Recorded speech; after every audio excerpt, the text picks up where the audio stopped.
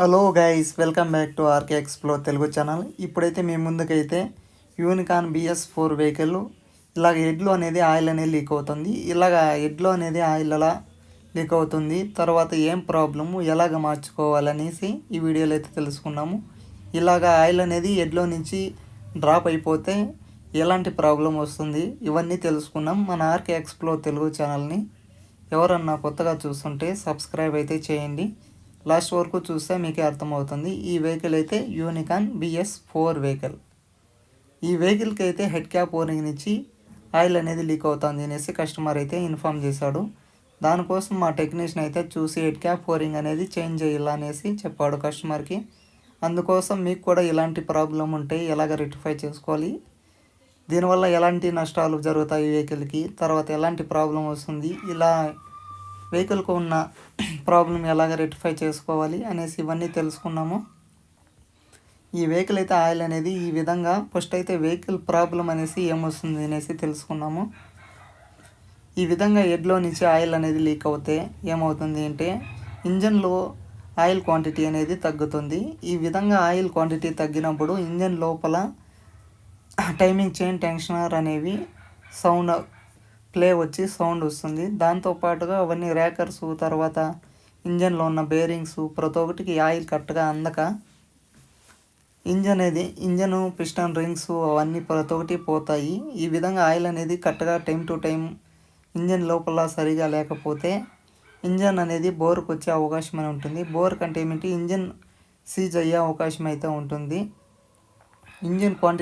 ఇంజన్లో oil అనేది quantity దానికి సరిపోయే విధంగా ఉండాలి. ఎక్కువైన ప్రాబ్లమే అంటే ఇంజిన్ ఆయిల్ అనేది ఎక్కువ ఉంటే అక్కడ సర్క్యులేషన్ జరగడానికి చాలా ప్రాబ్లం అనేసి అవుతుంది. అలాగా సర్క్యులేషన్ అయ్యేదానికి ప్రాబ్లం అయితే ఏమవుతుందంటే పెట్రోల్ కన్జంప్షన్ అనేది ఎక్కువ అవుతుంది, పెట్రోల్ అనేది ఎక్కువ తాగుతుంది.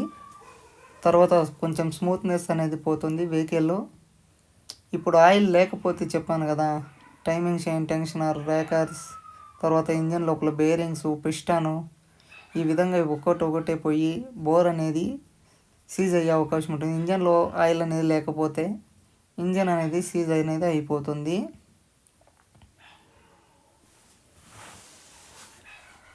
ఈ వెహికల్కి హెడ్ క్యాప్ ఓరింగ్ చేంజ్ చేయడానికి వాటికున్న బోల్ట్స్ని రిమూవ్ అయితే చేస్తున్నాడు. ఈ హెడ్ క్యాప్ ఓరింగ్ ఆయిల్ లీకేజ్ కావడానికి కారణం అనేసి చూపిస్తాను చూడండి మీరే. హెడ్ క్యాప్ ఓరింగ్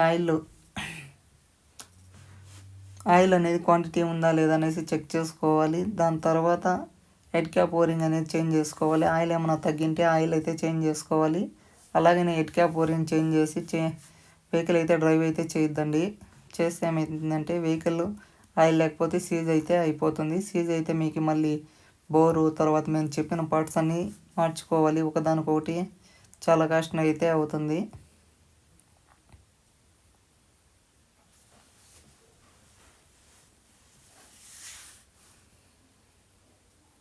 ఈ హెడ్ క్యాప్ ఓరింగ్ అనేది ఎలాగ చేంజ్ చేస్తారు, ఈ విధంగా ఓపెన్ చేసిన తర్వాత దానికున్న హెడ్ క్యాప్ ఓరింగ్ని రిమూవ్ చేసి ఇప్పుడు ఏమైతే ఈ బోల్ట్ అనేది థ్రెడ్డింగ్స్ అనేవి వెళ్ళిపోయినాయి.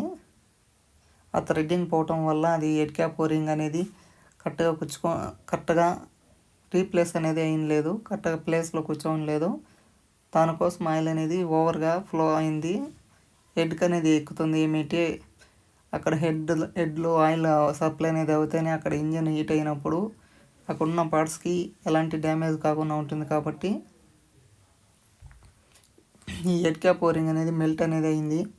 మెల్ట్ అయిన వల్ల ఏమిటి ఆయిల్ అనేది లీక్ అవుతూ ఉన్నింది. ఇప్పుడైతే ఈ హెడ్ క్యాప్ ఓరింగ్ అనేది ఎలాగ చేంజ్ చేసుకోవాలనేసి లాస్ట్ వరకు చూడండి. మీకేమైనా డౌట్స్ ఉంటే ఆర్కే ఎక్స్ప్లోర్ తెలుగు ఛానల్లో కామెంట్ సెక్షన్లో కామెంట్ చేయండి.